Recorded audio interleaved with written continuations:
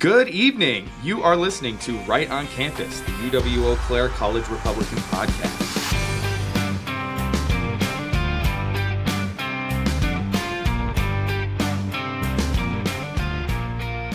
Good evening. You're listening to Right on Campus, the UW-Eau Claire College Republicans podcast. As always, I'm Ryan, the vice chair of UWEC College Republicans, and I'm here with my co-host and working partner, Tatiana, the president of UWEC College Republicans.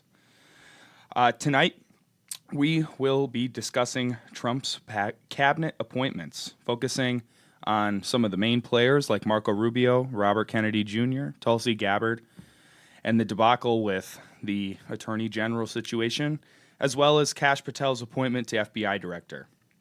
So let's just jump right into this. I wanted to start by talking about Marco Rubio has one of the most important positions in the cabinet, the Secretary of State.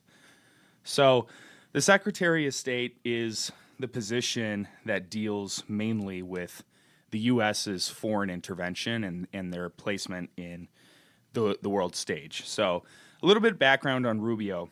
So Rubio really broke onto the scene in 2015 and 16 when he ran for president against Donald Trump in that wide field of candidates. He's currently serving his third term in the U.S. Senate and is the former chair of Senate Foreign Relations Committee and has advocated for a strong stance against authoritarian regimes like China, Russia, and Iran. All right, so I wanted to start with talking about Rubio and how he may deal with China and Taiwan. Yeah. So Rubio is expected to push for closer military and economic ties with Taiwan, expanding sanctions on China over their human rights violations. I have a quote here from Senator Rubio when speaking about Taiwan in 2022. He says, "We have a moral and strategic obligation to ensure Taiwan remains free. If Taiwan falls, it will embolden China to push further against the international order." He also has taken a strong stance against the Chinese Communist Party, saying in 2020, in an interview with Fox, quote, "The Chinese Communist Party represents the greatest geopolitical threat in the 21st century. We must hold them accountable for their abuses from Xinjiang to Hong Kong." So, what do we think about this? Yeah, I mean, I know he's also, I think another big thing with China is he's pushed a lot for more American-made products. And one of the things specifically that he's done a lot with is semiconductor chips that are made in China. Yeah. He's, a very strong advocate that our taxpayer money should not be funding those to be made in China, but in America. Yeah. And for people who aren't super familiar with semiconductor chips, they're used in everything. Yep. And it's very important that we have our own production of them here. Right, and the semiconductor chips, Tatiana's right. They're in everything from the recording software that we're using to film this podcast to F-35 Raptor fighter jets. And exactly. We have to have it, during COVID, this is where we really discovered we might have an issue. And, COVID happened, we had that supply chain meltdown and we couldn't get semiconductor chips. Well, Taiwan is the leading world producer of semiconductor chips, followed very closely by China. Yeah. And you're right, this presents national security implications. If we can't get our semiconductors from Taiwan, our main importer, then we are going to, and the world is going to have to look to then the next best option, which is China. And they would have strong national security interest for themselves if they were to invade Taiwan and then force the world to buy semiconductors from them. That would not be good. No, especially in a global conflict, you would not want your only way to get semiconductor chips to be from your direct adversary. So exactly, yeah. So I think seeing Rubio's past with the way he's dealt with China, especially at an economical level, I think he'll do a good job with this as well. I'm excited to see what type of stuff he holds China accountable for and pushes for them to stop doing. Yeah, no, for sure. Tough on China policy was kind of revolutionized by Trump. So and it's actually kind of bipartisan nowadays. I don't like Biden, and I think he did a terrible job. But one thing I am willing to give him credit on is that the reshoring of the manufacturing, Yes. the CHIPS Act, and that was pretty good. But people forget that wasn't even in anybody's cards before 2016 when Trump came on the scene Yeah. and talked about how we need to face Well, off against China. And I think part of that is because Trump has that business mindset that a lot of other politicians don't have because they went to law school. They didn't go Yeah. to school for business. Yeah, right. And so some of this economical stuff, I think Trump has an advantage on. For sure. Well, and so that's not just one theater that we're looking at. We should move forward to Russia and how Rubio is going to be able to handle that in the State Department. So Rubio has had a long emphasized need for the U.S.'s firm response to Russian aggression. As Secretary of State, he will most likely look to prioritize actions to counter Vladimir Putin's push into Ukraine. So this is where we're going to get into a little bit of an interesting part of this podcast where we're going to have to talk about, is Rubio's position on this aligned with Trump's? And so Rubio has a very long time stance of supporting Ukraine. So I have a Yeah. quote here from Rubio's speech given to the Senate Foreign Relations hearing in 2022. He says, quote, "Putin only understands strength. If we fail to act decisively in support of Ukraine, we will invite further aggression against our allies and democracy itself." So, as I mentioned, we're probably going to be looking at an internal battle here between how to So, handle this situation. I'm glad you brought that up because I think it's important to note that his stance has somewhat changed on this. And I don't know if that's for optics or if it's actually changed. Yeah. But, in 2024, he did vote against the $95 billion Yeah, to Ukraine. right.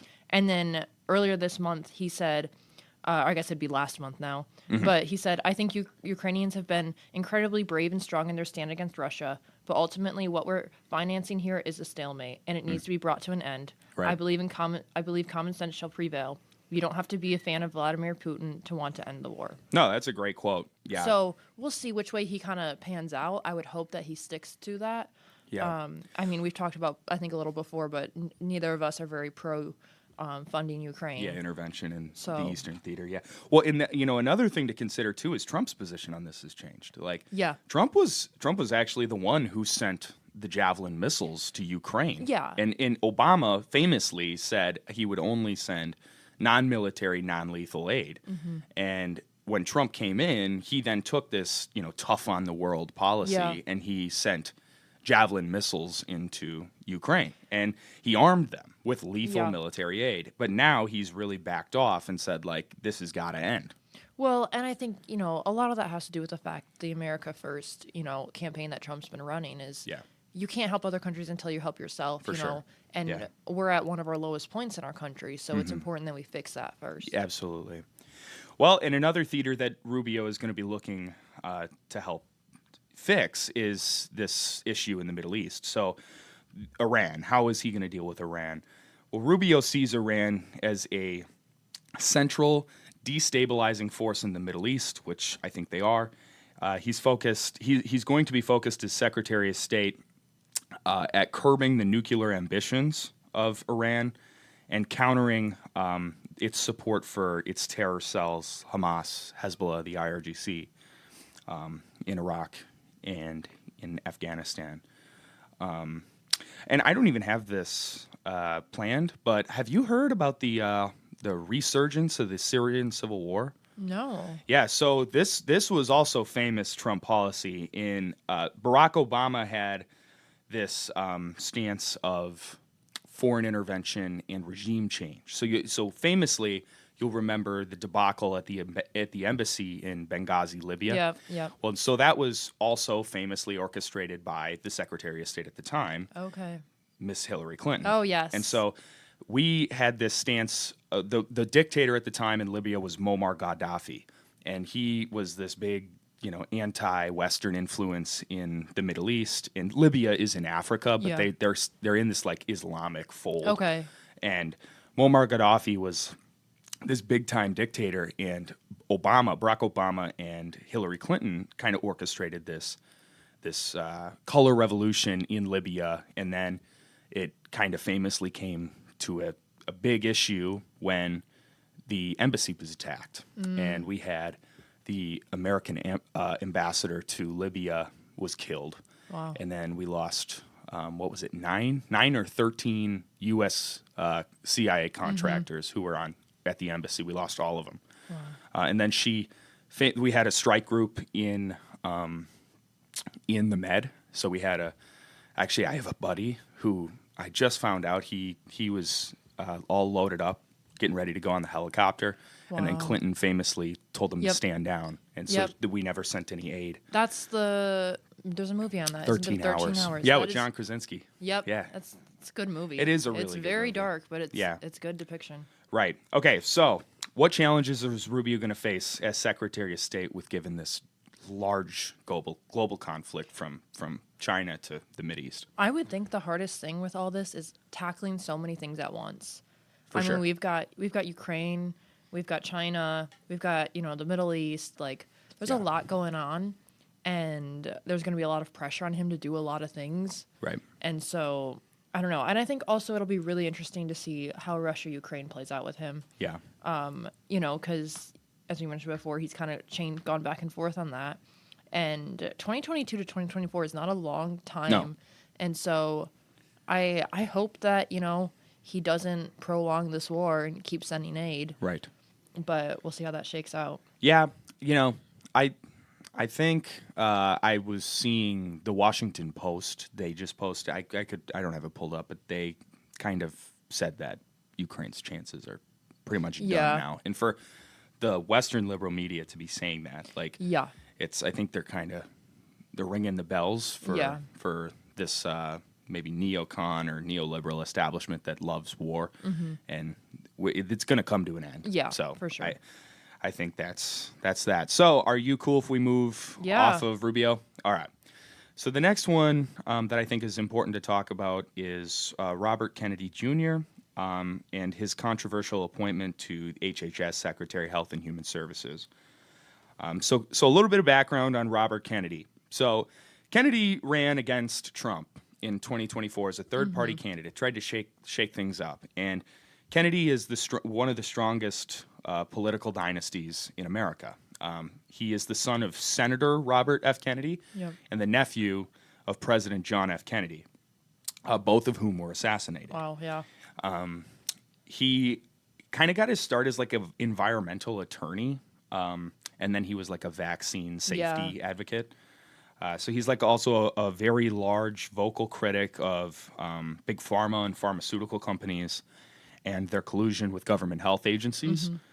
And he, I have it written here. He's promoted vaccine skepticism, which sounds bad, but it is the truth. Like he's promoted exactly. at least raising questions Yeah. as to the Which I efficacy think of is the schedule. you should be raising questions on everything the government does. I thought that was the whole point of science. Yeah, exactly. That is literally science. You question everything. Right. Whether it's good or bad. Right. And so he was the founder of the Waterkeeper Alliance. So it's the largest global clean water advocacy group where he served as the chair and also the attorney. I don't know if I mentioned that, but he's a lawyer. And so it includes 300 local, quote, waterkeeper organizations worldwide that monitor and protect rivers, lakes, and coastal waters from pollution. So the important thing or the most controversial thing about Robert Kennedy is his concerns over vaccine safety. So Kennedy has been a vocal critic of the vaccine industry, particularly regarding the safety of vaccines. Yeah. He believes that there's insufficient independent research on vaccine safety, particularly in relation to childhood vaccinations. So I have a quote here from him from his very famous book that came out. I thought it came out way earlier than this, but it says it came out in 2021. But it's RFK Jr., the real Anthony Fauci, Bill Gates' big pharma, in the global war on democracy and public health. He says, quote, "We have the highest vaccination rates in the world and the highest rate of chronic disease. And we now have the worst childhood health in the industrialized world." Yeah, I mean, he's not wrong. Yeah. I mean, I'm someone who suffers with a chronic disease, and I have POTS. Okay. And there's been a large increase in POTS recently, ever since COVID. Actually, it about doubled in size, And there was a Interesting. study done, I want to say it was either Hopkins or Harvard. I did a Definitely whole no correlation there, right? They found a correlation between Yeah. people who had gotten the vaccine or the disease and Yeah. people who have developed POTS. And I was diagnosed before COVID. Right. But it's just really interesting to look at the way that these diseases are kind of coming out of nowhere. Right. And whether it's vaccines or just something else we're doing, RFK has talked a lot more than just vaccines. Yeah. I think Red 40 is another big Yeah. one. Yeah. And the stuff we're eating. Yeah. Exactly. Like there's so much chemicals and stuff in what we eat. Yeah. And it's scary. Right. Well, and like I'm not some crazy vaccine skeptic that thinks No. that we should not have vaccines, period. And I don't mean to say crazy like, that means that you're crazy. It's not a thing that I'm crazy about, Yeah. But I will say that there's something to be said about the yeah. amount of vaccines that we give infant children. Yeah. Like, and I how quickly very we much- give it to yeah. them. I'm not somebody who like won't vaccinate my kids. Right. But I'm a biomedical engineering major, Right. so I understand how they work. I understand that they do work. But I'm going to be sure that I research every vaccine Right. that I do give them. Yeah. Because you don't know what they're putting in that stuff anymore, Right. Well, and like, there's solid data that says like the polio vaccine, Yeah. that thing's a miracle drug. Oh, like, yeah. you can go look at cases of polio and it's just as more people get vaccinated, it just is completely eradicated. Oh, yeah. Same with like measles, it can be eradicated. Oh, But, there's a lot of stuff that we're just like jabbing our kids with. Yeah. And, I don't know, maybe there is a correlation to some of this stuff. And I think it's calling people crazy for thinking this isn't helping. Like, we should consider maybe, and why does, the medical establishment crash down so hard on Exactly. dissenters? Like, it doesn't help their cause. It doesn't make me No, want to believe exactly. them anymore. going back to what we were just talking about, the whole point of science is to question everything. So what's wrong with questioning vaccines? If they are safe, the science should show that they're safe. Right. And Right. so, and he's talked a lot too about how he wants to be just transparent with the public with it all. Right. Like he wants to run these studies and stuff on the safety and, efficiency of current vaccines. And then he wants to tell the public. He doesn't want to keep it safeguarded, Yeah, right. Open it up to the public. Let them know. So, in his capacity of HHS secretary, he's going to be able to influence government agencies like the CDC and the FDA. Yeah. Excuse me. So Kennedy has argued that both the Center for Disease Control and Prevention, the CDC, and the Food and Drug Administration, FDA, are unduly influenced by pharmaceutical companies. And he claims that this influence compromises the public health and safety goals of those agencies over profit. So I have a quote here again from the book, The Real Anthony Fauci. It says, quote, "The pharmaceutical industry controls the CDC, the FDA, and the National Institutes for Health.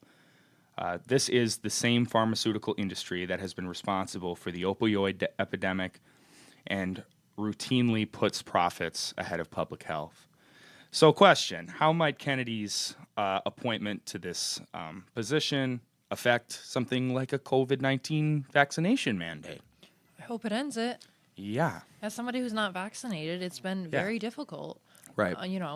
Especially in a field that's more healthcare centered, And so I would hope that, he ends any, vaccine mandates for COVID that still exist. Yeah. And I think, going even beyond, the COVID stuff, looking at how did COVID, come about, and we've talked before, at some meetings and in our debate with college Dems last year about gain of function research. Yeah. And he's called for an ending of gain of function research. All gain of function? I don't know if he's Yeah. specifically specified I would all, guess. but I would yeah. assume so. Right. And he wants to also then use money that's used for that to look at more preventative and holistic approaches to medicine, which is very much lacking in our medical system right now. Right. And, not necessarily getting rid of other approaches, but Yeah. just providing incentive for those approaches to be looked at as well. Because right now the pharmaceutical companies control everything because that's where the money is. Right. Right. And we seem to just be prescribing pills to everyone for Exactly. every Yeah. issue they have. And No, that guys, exactly. that can't seem No. like it Well, I would mean, work. so Like, I've been prescribed pill after pill for yeah. some of the issues I deal with. Mm-hmm. And every time I go and I'm like, this one didn't work, they just give me a new one. Mm. And I got to the point where I stopped taking, the medications they were telling me to and stopped going back because I'd rather look at my diet and that type of stuff Yeah. than just keep taking a new pill. Right. Yeah. No, right. And I think like the opioid epidemic is a pretty classic one. Yeah. It's really depressing actually when you think about what happened. And Yeah. they have that really awesome show, Dope Sick on Hulu. Have you I don't seen think it? I've seen that. So it's about the Purdue Pharma, the company Purdue Pharma, and the Sackler Yeah. family Okay. who owned Purdue Pharma, and they basically paid off the FDA to look the other Wow. way on OxyContin, and they created OxyContin, and then they basically incentivized these drug salesmen Yep. to go out and to pitch it to these local doctors, and they really focused on Appalachia, Okay. and Appalachia produces the country's coal. Yep. And so all these coal miners would go down into the coal mine, and it's a freaking brutal job. And Yeah, oh, yeah. you got back pain and knee pain and whatever. And so they would go and they'd go and sell these drugs to the doctors, who then would prescribe Yep. the OxyContin to these people. And they, a lot of doctors had these questions like, is this addictive? And like there Yeah. was started to be these issues where people would get really addicted and Yeah. steal them and like overdose. And if Purdue Pharma kept saying, nope, nope, nope, Yeah. where they're not addictive. We know they're not addictive. And it comes out, yeah, they knew, Yo, and yeah. they looked the other way, and they killed a lot That's of people. crazy. And it was all profit motive. And it's not conducive with the flourishing of a healthy society exactly. to allow, a company like that to take advantage of the system. So I hope that Kennedy can step in and Oh, for sure. help that out. So this is one that I have been pleasantly surprised about. I will say, I guess I have never said it on the podcast, but just for my own brain's sake, I've been very skeptical and critical of the right's embrace of Tulsi Gabbard. Okay. She's a Democrat. She grew Yeah. up a Democrat. No, She's that's always fair. she was an elected Democrat in Yeah. Congress. She's a liberal on a lot of issues. But Yeah. one thing that I admire about Trump, and I think I need to keep in mind, because I'm, this loyalist, I think we should just be putting me in every Yeah. position. But that's not really going to work, and Trump's doing a good job at making sure he's putting the right people in the right position. Well, he where- wants the people to last. Yeah, Once right. his 4 years are up, whoever comes in after him, if it is, Yeah. another Democrat, let's Right. hope not. But if it is, we don't want them to just go through and fire everyone that's made progress. No, for sure. Well, and it's like Tulsi Gabbard may disagree with us in college Republicans Yeah. on, issues like immigration or issues on gun rights or whatever. But Yeah. I don't know, but maybe I'm just assuming. But this is where I think Trump did a really smart job. So Tulsi Gabbard is really anti-intervention. Yes. And so that's what we were talking about earlier. But I first wanted to quick discuss. So Tulsi Gabbard has been nominated for the Director of National Intelligence. So what does the Director of National Intelligence do?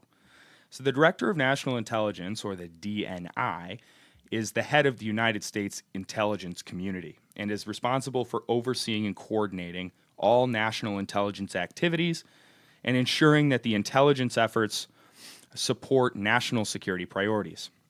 So the main responsibilities of this is like coordinating the intelligence agencies. So Yep. the DNI is tasked with overseeing 18 agencies within the U.S. government that kind of cooperate.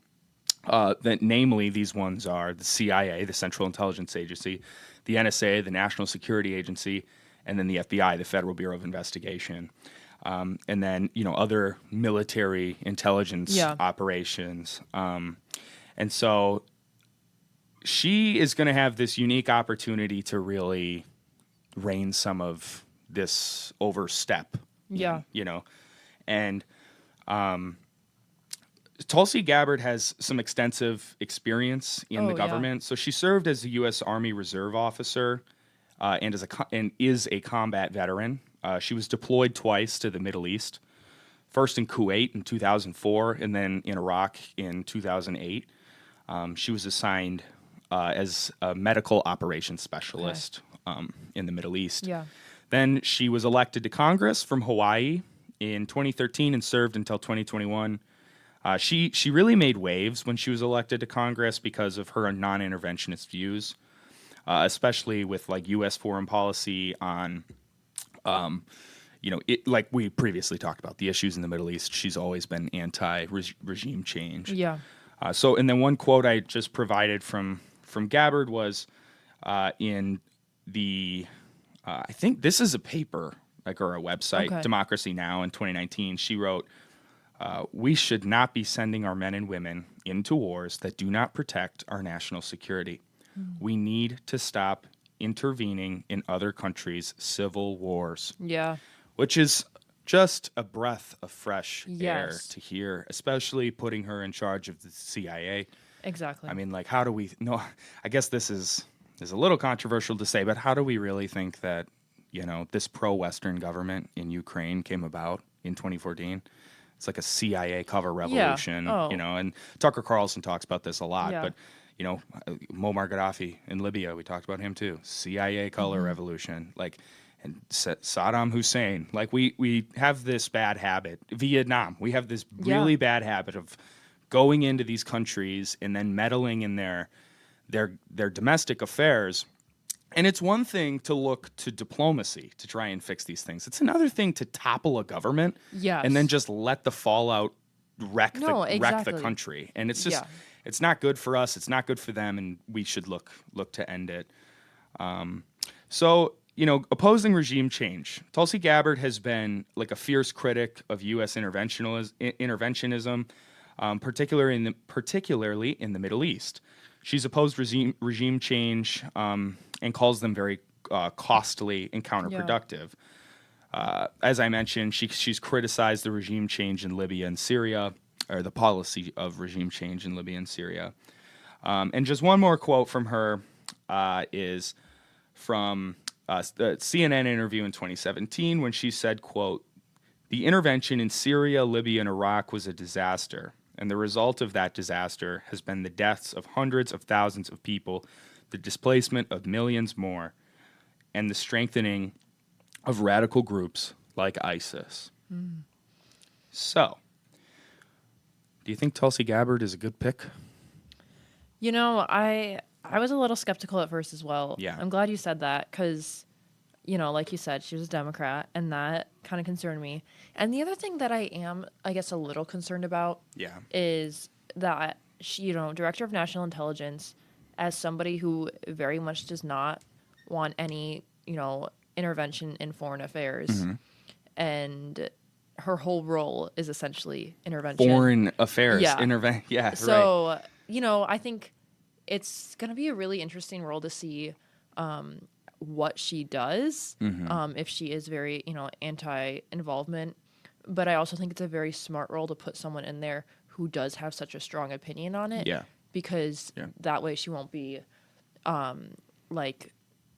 pushed one way or the other based on people advising her. Right, and be pigeonholed into maintaining the status quo of U.S. interventionism in these countries. But I'm with you, though. I think it's really important for national security to have spy games, to have the CIA, and to exactly spy on adversaries. Yeah, and also spy on allies. Yeah, we got to make sure that it is important to have some type of security system. Right, but at the same time, let's not topple a government. No, exactly. So for that sake, so yeah, I think it's a good pick. It's just not who I would have picked. No, right. Right. But Trump's famous for that. Yeah, no, exactly. So I'm with you. I hope she does well. So this leads us to a very controversial situation that has transpired in the last few weeks, is the race for the Attorney General. Yes, so, this is a controversial one. Yeah. I'm a little disappointed. Actually really disappointed.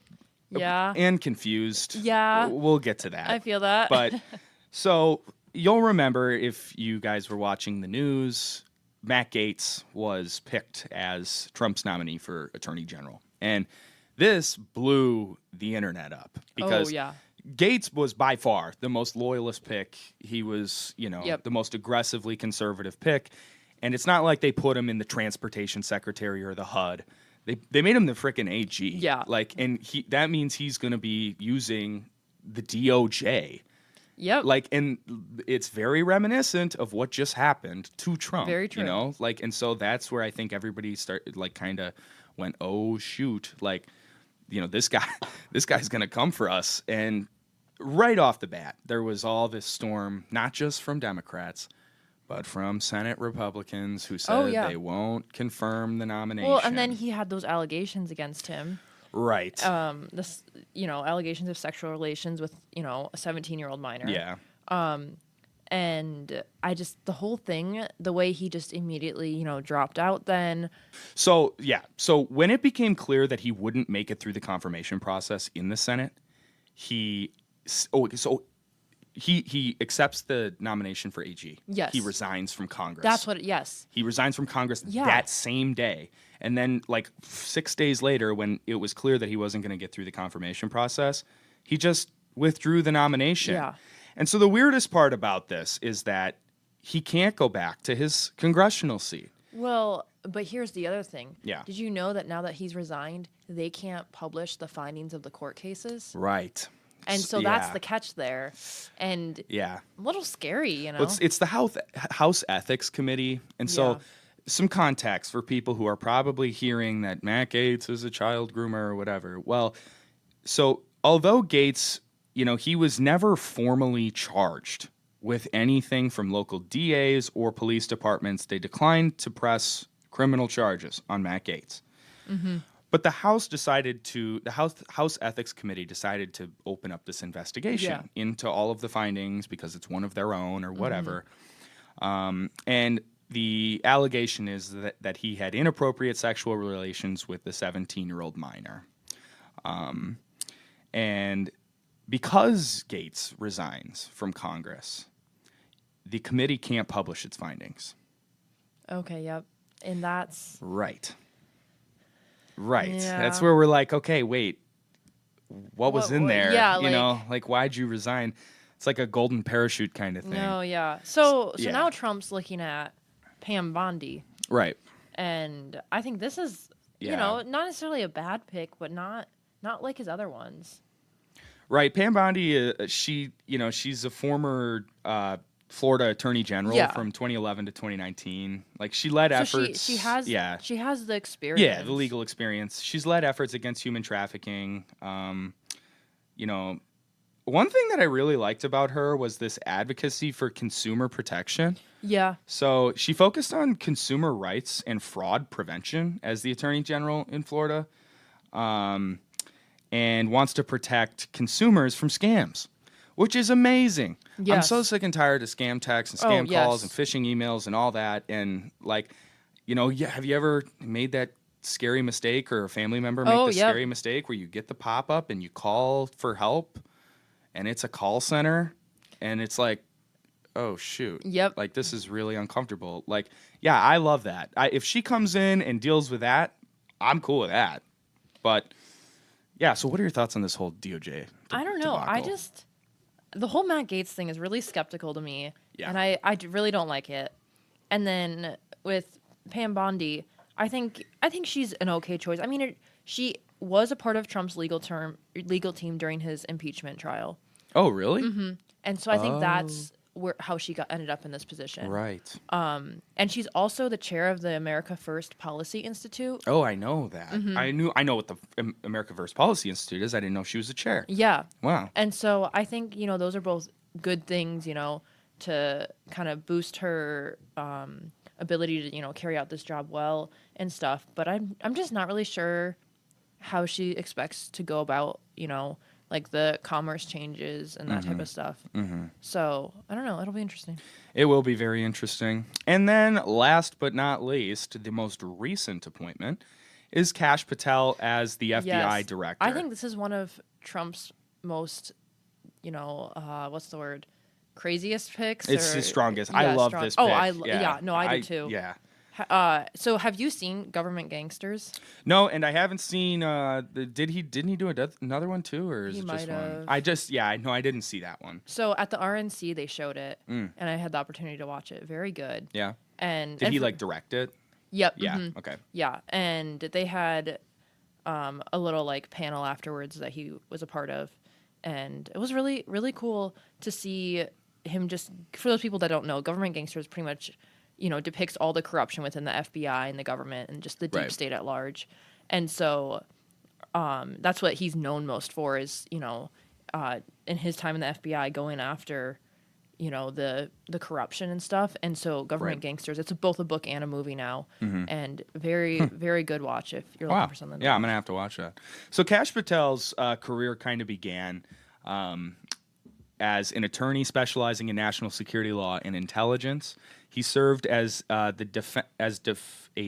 defense attorney for the U.S. Department of Justice and worked on several high-profile investigations. So, namely Spygate. Do you remember that when Yep. the FBI tapped Trump Tower? Yep, that's all in Government Gangsters. Oh, it as is. well. Mhm. Oh, okay, cool. And then 2017 Russia investigation, is that in there too? I believe so. Yeah, right. So he kind of helped out with all that. And he's very critical of FBI overreach. So I got a quote Yeah. here from a Fox News interview where he said the FBI has become weaponized against conservative voices, and that is not something we can allow to continue.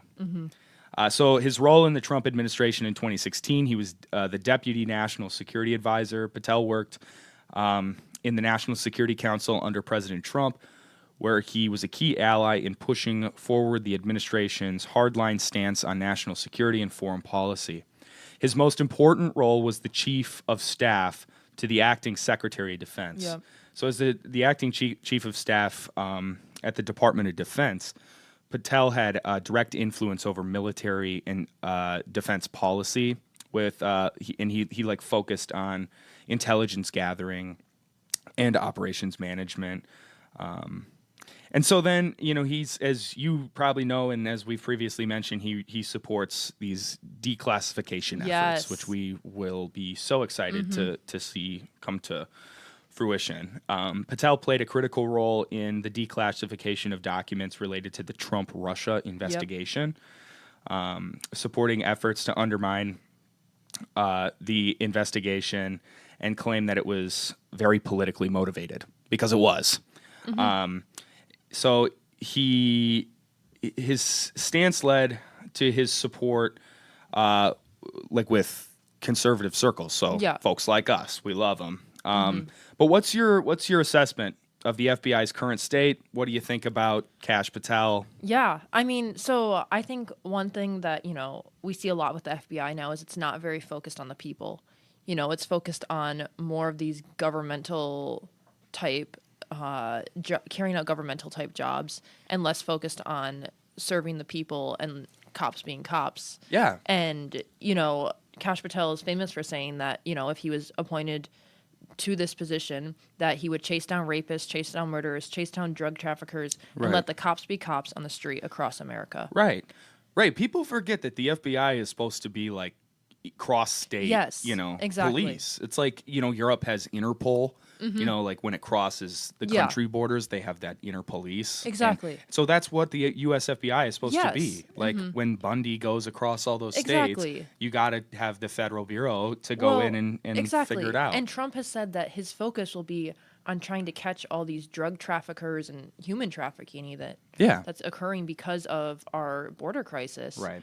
And, so I think that's a really, really going to be awesome to finally get some of that stuff taken care of. And then he's also vowed to release Epstein's Black Book and the Diddy list. Let's go. So those are both be really Thank God. interesting to see what happens there. Yeah, the Epstein client list needs to come out. Yeah. And then they all need to be prosecuted. Yep. So we've got some listener questions tonight if we're cool to move on. Yeah. We've got question number one. Nobody wants to provide their name, so that's cool. But if you want to, we'd be happy to shout you Yes. out. So which cabinet appointment do you think will face the toughest Senate confirmation? I think On it's three, 1, 2, 3, Kash Kash Patel. Yeah. I mean, even conservatives are Yeah, not happy yeah, about it because the yeah. current FBI director is one that Trump appointed. Chris Wray. Yeah. Yeah. So they're like, oh, Trump's last appointment was fine. So Definitely. I would have said Matt Gaetz. But Yeah. Matt Gaetz would have gotten more pushback than Yes. Patel, but like, I guess we're not dealing with that Yeah. for whatever reason. Okay, we got another one.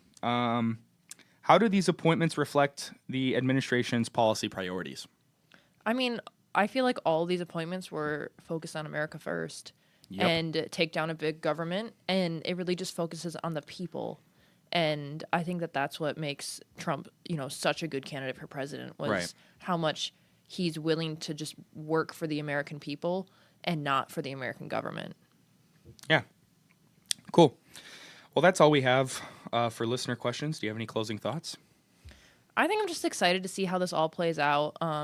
There's so many more that we could go into. I think another cool one is Elon Yeah. and Vivek. Doge? Yeah.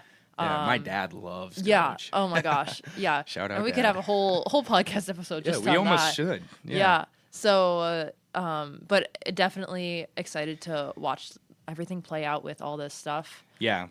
And for students listening, a lot of this stuff I think feels like, why does it matter to me? Yeah. But it does, because Oh, these for are people sure. who are going to impact how our countries run. Mm-hmm. And I think they're overlooked oftentimes, Yeah. but they play a very critical role in things like the FBI, Yeah. and that the FBI works for us, Exactly. So- Well, they're supposed to. Yeah. Well, and there's two others I would have loved to have talked about. I'll briefly highlight them. The border czar Tom Homan. Oh, yes. That guy's so lit. Oh, yes. He's so great.